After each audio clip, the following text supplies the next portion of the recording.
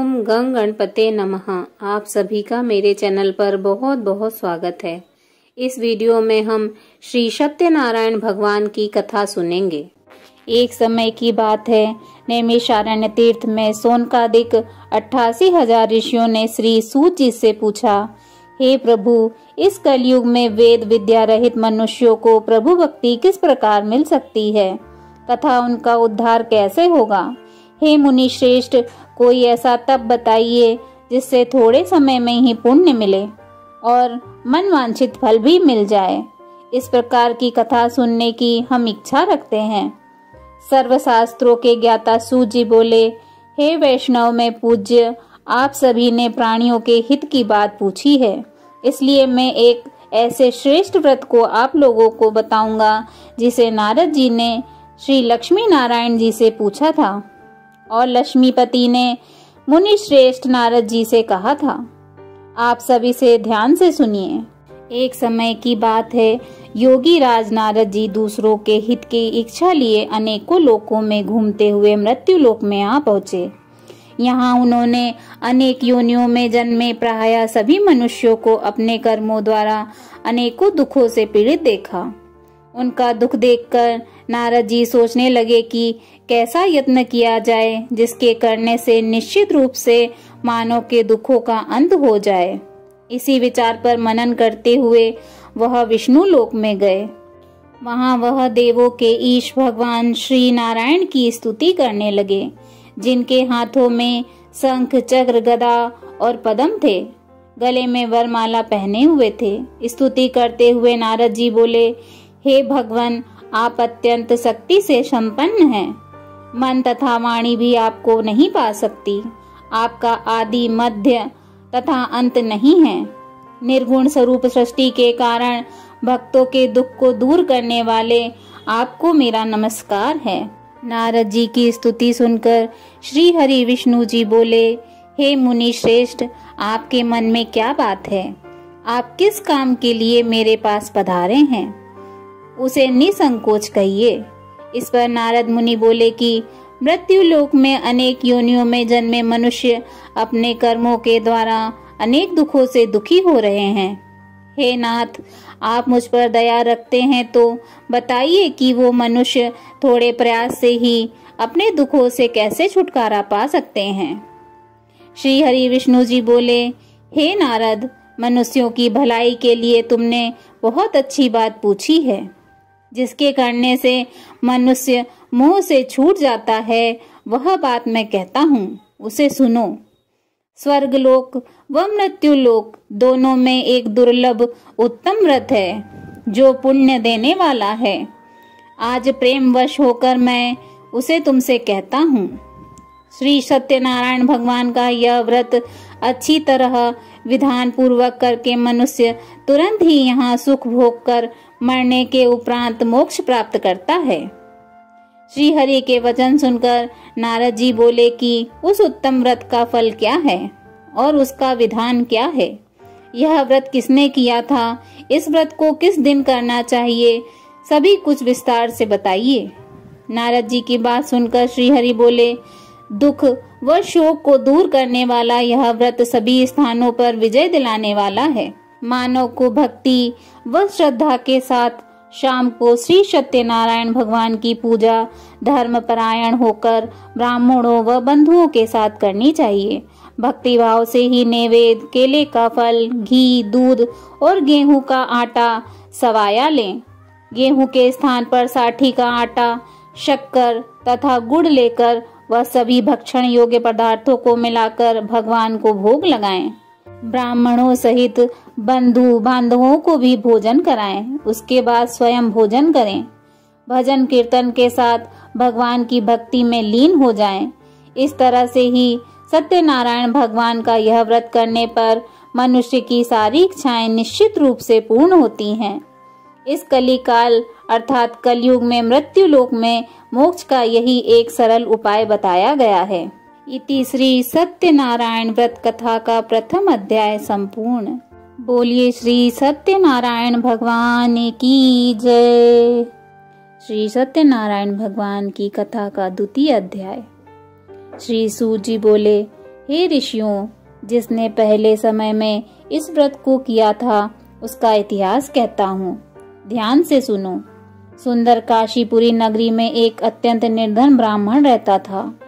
भूख प्यास से परेशान वह धरती पर घूमता रहता था। ब्राह्मणों से प्रेम करने वाले भगवान ने एक दिन ब्राह्मण का वेश धारण कर उसके पास जाकर पूछा, हे विप्र, नित्य दुखी होकर तुम पृथ्वी पर क्यों घूमते हो? दीन ब्राह्मण बोला, मैं निर्धन ब्राह्मण हूँ, भिक्षा के लिए धरती पर घूमता हूँ। हे भगवान, यदि आप इसका कोई उपाय जानते हो तो बताइए। वृद्ध ब्राह्मण कहता है कि श्री सत्यनारायण भगवान मनोवांछित फल देने वाले हैं, इसलिए तुम उनका पूजन करो। इसे करने से मनुष्य सभी दुखों से मुक्त हो जाता है। वृद्ध ब्राह्मण बनकर आए श्री सत्यनारायण भगवान उस निर्धन ब्राह्मण को व्रत का सारा विधान बताकर अंतर्ध्यान हो गए। ब्राह्मण मन ही मन सोचने लगा कि जिस व्रत को वृद्ध ब्राह्मण करने को कह गया है, मैं उसे जरूर करूंगा। यह निश्चय करने के बाद उसे रात में नींद नहीं आई। वह सवेरे उठकर सत्यनारायण भगवान के व्रत का निश्चय कर भिक्षा के लिए चला गया।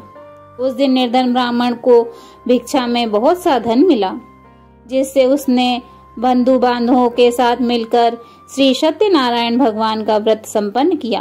भगवान श्री सत्यनारायण का व्रत संपन्न करने के बाद वह निर्धन ब्राह्मण सभी दुखों से छूट गया और अनेक प्रकार की संपत्तियों से युक्त हो गया। उसी समय से यह ब्राह्मण हर माह इसी व्रत को करने लगा। इस तरह से श्री सत्यनारायण भगवान के व्रत को जो मनुष्य करेगा वह सभी प्रकार के पापों से छूटकर मोक्ष को प्राप्त होगा। जो मनुष्य इस व्रत को करता है वह सभी दुखों से मुक्त हो जाता है। सूत जी बोले कि इस तरह से नारद जी से नारायण जी का कहा हुआ श्री सत्यनारायण व्रत को मैंने तुमसे कहा है। हे विप्रो, मैं अब और क्या कहूँ? ऋषि बोले, हे मुनिवर, संसार में उस विप्र से सुनकर और किस किस ने इस व्रत को किया है, हम सब इस बात को सुनना चाहते हैं। इसके लिए हमारे मन में श्रद्धा का भाव है। सूत जी बोले, हे मुनियों, जिस जिसने इस व्रत को किया है वह सब सुनो। एक समय वही विप्र धन व ऐश्वर्य के अनुसार अपने बंधु बांधवों के साथ इस व्रत को करने को तैयार हुआ। उसी समय एक लकड़ी बेचने वाला बूढ़ा आदमी आया और लकड़ियां बाहर रखकर अंदर ब्राह्मण के घर में गया। प्यास से दुखी वह लकड़हारा उनको व्रत करते देख विप्र को नमस्कार कर पूछने लगा कि आप यह क्या कर रहे हैं तथा इसे करने से क्या फल मिलेगा, कृपया मुझे भी बताइए। ब्राह्मण ने कहा कि सब मनोकामनाओं को पूरा करने वाला यह श्री सत्यनारायण भगवान का व्रत है। इनकी कृपा से ही मेरे घर में धन धान्य आदि की वृद्धि हुई है। विप्र से श्री सत्यनारायण व्रत के बारे में जानकर लकड़हारा बहुत प्रसन्न हुआ। चरणामृत लेकर वह प्रसाद खाने के बाद वह अपने घर गया। लकड़हारे ने अपने मन में संकल्प किया कि आज लकड़ी बेचने के बाद जो धन मिलेगा उसी से श्री सत्यनारायण भगवान का उत्तम व्रत करूंगा। मन में इस विचार को ले बूढ़ा आदमी सिर पर लकड़ियां रख उस नगर में बेचने गया जहां धनी लोग रहते थे। उस नगर में उसे अपनी लकड़ियों का दाम पहले से 4 गुना अधिक मिलता है। बूढ़ा प्रसन्नता के साथ दाम लेकर केले, शक्कर, घी, दूध, दही और गेहूं का आटा ले और श्री सत्यनारायण भगवान के व्रत की अन्य सामग्रियां लेकर अपने घर गया। वहां उसने अपने बंधु बांधवों को बुलाकर विधि विधान से श्री सत्यनारायण भगवान का पूजन और व्रत किया। व्रत के प्रभाव से वह बूढ़ा लकड़हारा धन, पुत्र आदि से युक्त होकर संसार के समस्त सुखों को भोग अंतकाल में बैकुंठ धाम चला गया। इति श्री सत्यनारायण व्रत कथा का 2वां अध्याय संपूर्ण। बोलिए श्री सत्यनारायण भगवान की जय। सत्यनारायण व्रत कथा 3वां अध्याय। सूत जी बोले, हे श्रेष्ठ मुनियों, अब आगे की कथा कहता हूँ। पहले समय में उल्कामुख नामक एक बुद्धिमान राजा था। वह सत्यवक्ता और जितेंद्रिय था। प्रतिदिन देव स्थानों पर जाता और निर्धनों को धन देकर उनके कष्ट दूर करता था। उसकी पत्नी कमल के समान मुख वाली तथा सती साध्वी थी। भद्रशिला नदी के तट पर उन दोनों ने श्री सत्यनारायण भगवान का व्रत किया। उसी समय साधु नाम का एक वैश्य आया। उसके पास व्यापार करने के लिए बहुत सा धन भी था। राजा को व्रत करते देखकर वह विनय के साथ पूछने लगा, हे राजन, भक्तिभाव से पूर्ण होकर आप यह क्या कर रहे हैं? मैं सुनने की इच्छा रखता हूँ, तो आप मुझे बताएं। राजा बोला, हे साधु, अपने बंधु बांधवों के साथ पुत्र आदि की प्राप्ति के लिए एक महान शक्तिमान श्री सत्यनारायण भगवान का व्रत व पूजन कर रहा हूँ। राजा के वचन सुन साधु आदर से बोला, हे राजन, मुझे इस व्रत का सारा विधान कहिए।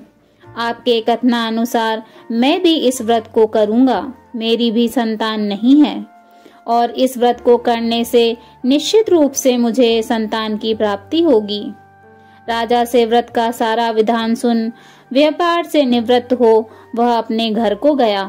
साधु वैश्य ने अपनी पत्नी को संतान देने वाले इस व्रत का वर्णन कह सुनाया और कहा कि जब मेरी संतान होगी तब मैं इस व्रत को करूँगा। साधु ने इस तरह के वचन अपनी पत्नी लीलावती से कहे। एक दिन लीलावती पति के साथ आनंदित हो सांसारिक धर्म से प्रवृत्त होकर श्री सत्यनारायण भगवान की कृपा से गर्भवती हो गई। 10वें महीने में उसके गर्भ से एक सुंदर कन्या ने जन्म लिया। दिनों दिन वह ऐसे बढ़ने लगी जैसे कि शुक्ल पक्ष का चंद्रमा बढ़ता है। माता पिता ने अपनी कन्या का नाम कलावती रखा। एक दिन लीलावती ने मीठे शब्दों में अपने पति को याद दिलाया कि आपने श्री सत्यनारायण भगवान के जिस व्रत को करने का संकल्प लिया था उसे करने का समय आ गया है। आप इस व्रत को करिए। साधु बोला कि हे प्रिय, इस व्रत को मैं उसके विवाह पर करूँगा। इस प्रकार अपनी पत्नी को आश्वासन देकर वह नगर को चला गया। कलावती पिता के घर में रहकर वृद्धि को प्राप्त हो गई। साधु ने एक बार नगर में अपनी कन्या को सखियों के साथ देखा तो तुरंत ही दूतों को बुलाया और कहा कि मेरी कन्या के लिए योग्य वर देख कर आओ। साधु की बात सुनकर दूत कंचन नगर में पहुंचा और वहां देखभाल कर लड़की के सुयोग्य वाणिक पुत्र को ले आया। सुयोग्य लड़के को देख साधु ने बंधु बांधवों को बुलाकर अपनी पुत्री का विवाह कर दिया। लेकिन दुर्भाग्य की बात यह है कि साधु ने अब भी श्री सत्यनारायण भगवान का व्रत नहीं किया। इस पर श्री भगवान क्रोधित हो गए और श्राप दिया कि साधु को अत्यधिक दुख मिले। अपने कार्य में कुशल साधु बनिया जमाई को लेकर समुद्र के पास स्थित होकर रत्नासारपुर नगर में गया। वहां जाकर दामाद ससुर दोनों मिलकर चंद्रकेतु राजा के नगर में व्यापार करने लगे। एक दिन भगवान श्री सत्यनारायण की माया से एक चोर राजा का धन चुराकर भाग रहा था। उसने राजा के सिपाहियों को अपना पीछा करते देख चुराया हुआ धन वहां रख दिया जहां साधु अपने जमाई के साथ ठहरा हुआ था। राजा के सिपाहियों ने साधु वैश्य के पास राजा का धन पड़ा देखा तो वह ससुर जमाई दोनों को बांधकर प्रसन्नता से राजा के पास ले गए और कहा कि उन दोनों चोरों को हम पकड़ लाए हैं, आप आगे की कार्रवाई की आज्ञा दें। राजा की आज्ञा से उन दोनों को कठिन कारावास में डाल दिया गया और उनका सारा धन भी उनसे छीन लिया गया। श्री सत्यनारायण भगवान के श्राप से साधु की पत्नी भी बहुत दुखी हुई। घर में जो धन था उसे चोर चुरा ले गए। शारीरिक तथा मानसिक पीड़ा व भूख प्यास से अति दुखी हो अन्न की चिंता में कलावती एक ब्राह्मण के घर गई। वहां उसने श्री सत्यनारायण भगवान का व्रत होते देखा। फिर कथा भी सुनी। वह प्रसाद ग्रहण कर वह रात को घर वापस आई। माता ने कलावती से पूछा कि हे पुत्री, अब तक तुम कहाँ थी? तेरे मन में क्या है? कलावती ने अपनी माता से कहा, हे माता, मैंने एक ब्राह्मण के घर में श्री सत्यनारायण भगवान का व्रत देखा है। कन्या के वचन सुन लीलावती भगवान के पूजन की तैयारी करने लगी। लीलावती ने परिवार व बंधुओं सहित श्री सत्यनारायण भगवान का पूजन किया और उनसे वर मांगा कि मेरे पति तथा जमाई शीघ्र घर आ जाएं। साथ ही यह भी प्रार्थना करी कि हे प्रभु, हमारा सब अपराध क्षमा करें। श्री सत्यनारायण भगवान इस व्रत से संतुष्ट हो गए और राजा चंद्रकेतु को सपने में दर्शन दे कहा कि हे राजन, तुम उन दोनों वेश्यों को छोड़ दो और तुमने उनका जो धन लिया है उसे वापस कर दो। अगर ऐसा नहीं किया तो मैं तुम्हारा धन, राज्य व संतान सभी को नष्ट कर दूंगा। राजा को यह सब कहकर वह अंतर्ध्यान हो गए। प्रातः काल सभा में राजा ने अपना सपना सुनाया। फिर बोले कि वाणिक पुत्रों को कैद से मुक्त कर सभा में लाओ। दोनों ने आते ही राजा को प्रणाम किया। राजा मीठी वाणी में बोला, हे महानुभाव, भाग्यवश ऐसा कठिन दुख तुम्हें प्राप्त हुआ है, लेकिन अब तुम्हें कोई भय नहीं है। ऐसा कह राजा ने उन दोनों को नए वस्त्राभूषण भी पहनाए और जितना धन उनका लिया था उससे दुगना धन उनको वापस कर दिया। दोनों वैश्य अपने घर को चल दिए। इति श्री सत्यनारायण व्रत कथा का 3य अध्याय संपूर्ण। बोलिए श्री सत्यनारायण भगवान की जय। सत्यनारायण कथा 4th अध्याय। श्री सूत जी बोले, वैश्य ने मंगलाचार कर अपनी यात्रा आरंभ की और अपने नगर की ओर चल दिया। उनके थोड़ी दूर जाने पर एक दंडी वेशधारी श्री सत्यनारायण ने उनसे पूछा, हे साधु, तेरी नाव में क्या है? अभिवाणी वाणिक हंसता हुआ बोला, हे दंडी, आप क्यों पूछते हो? क्या धन लेने की इच्छा है? मेरी नाव में तो बेल व पत्ते भरे हुए हैं। वैश्य के कठोर वचन सुनकर भगवान बोले, तुम्हारा वचन सत्य हो। दंडी ऐसे वचन कह वहां से दूर चले गए। कुछ दूर जाकर समुद्र के किनारे बैठ गए। दंडी के जाने के बाद साधु वैश्य ने नित्य क्रिया के पश्चात नाव को ऊंची उठते देखकर अचंभा मान और नाव में बेल पत्ते आदि देख वह मूर्छित हो जमीन पर गिर पड़ा।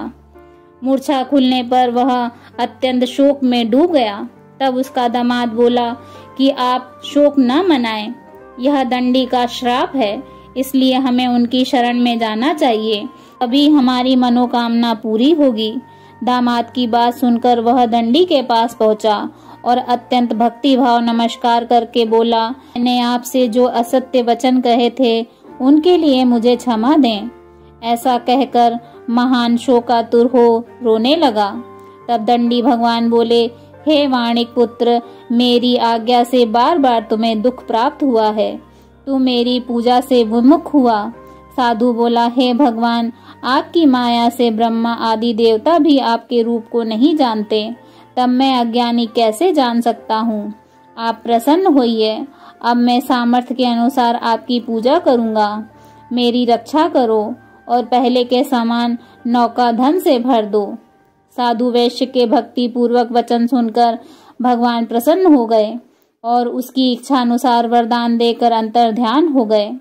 ससुर जमाई जब नाव पर आए तो नाव धन से भरी हुई थी। फिर वही अपने अन्य साथियों के साथ श्री सत्यनारायण भगवान का पूजन कर अपने नगर को चल दिए। जब नगर के नजदीक पहुंचे तो दूत को घर पर खबर देने के लिए भेज दिया। दूत साधु की पत्नी को प्रणाम कर कहता है कि मालिक अपने दामाद सहित नगर के निकट आ गए हैं। दूत की बात सुन साधु की पत्नी लीलावती ने बड़े हर्ष के साथ श्री सत्यनारायण भगवान का पूजन कर अपनी पुत्री कलावती से कहा कि मैं अपने पति के दर्शन को जाती हूँ, तू कार्य पूर्ण कर शीघ्र आ जाना। माता के ऐसे वचन सुन कलावती जल्दी जल्दी में प्रसाद छोड़ अपने पति के पास चली गई। प्रसाद की अवज्ञा के कारण श्री सत्यनारायण भगवान रुष्ट हो गए और नाव सहित उसके पति को पानी में डुबो दिया। कलावती अपने पति को वहां न पाकर रोती हुई जमीन पर गिर गई।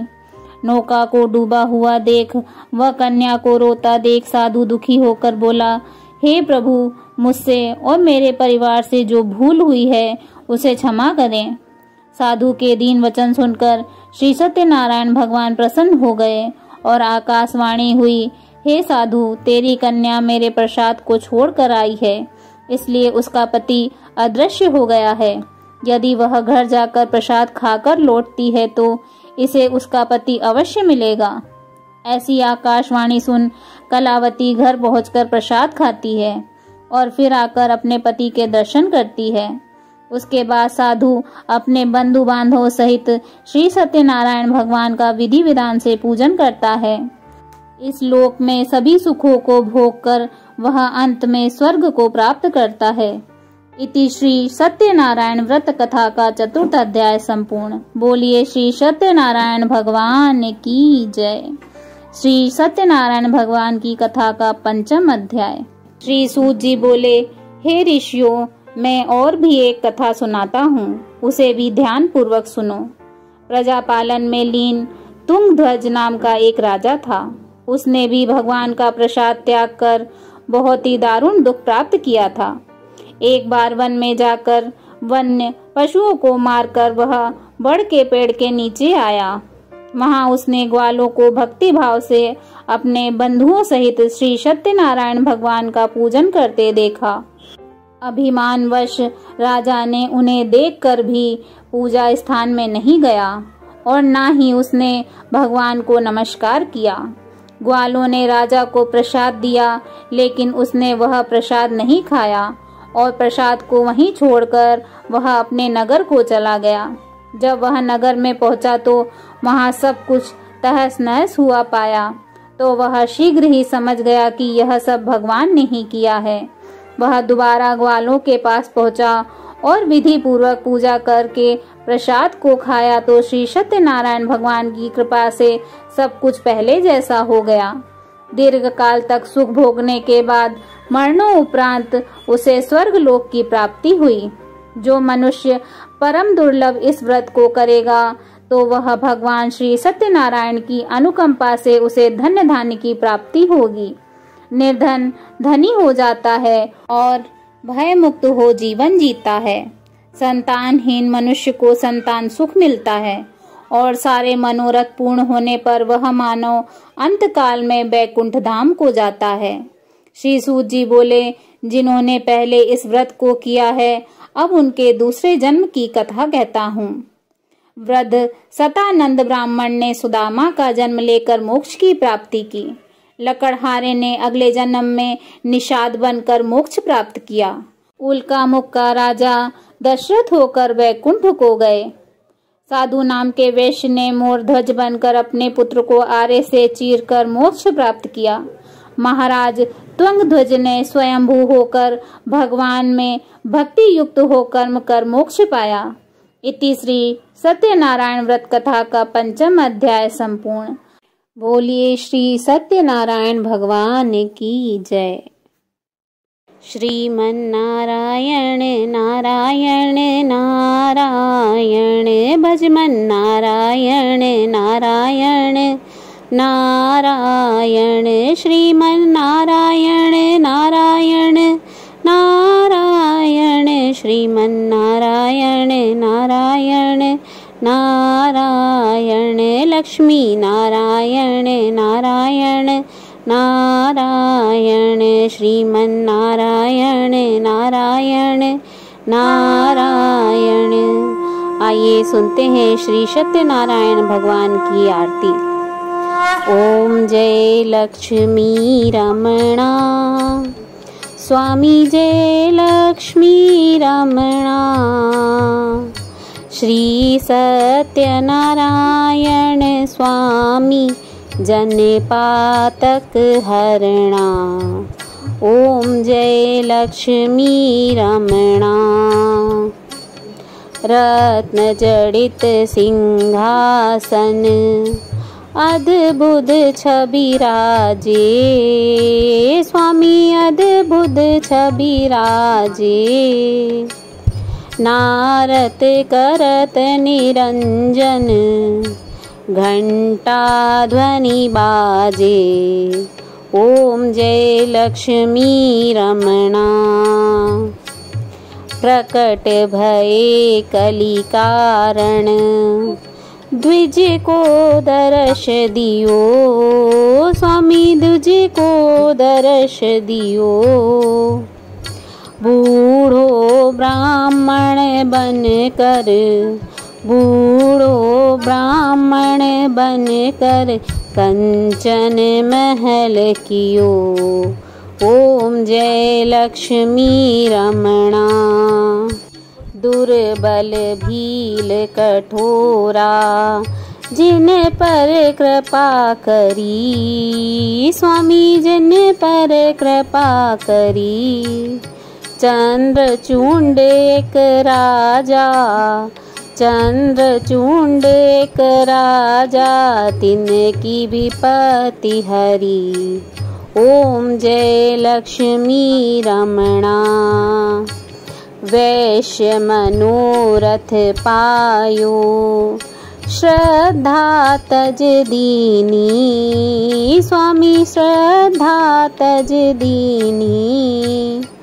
सो फल भोग्यो प्रभु जी, सो फल भोग्यो प्रभु जी फिर स्तुति कीनी। ओम जय लक्ष्मी रमणा।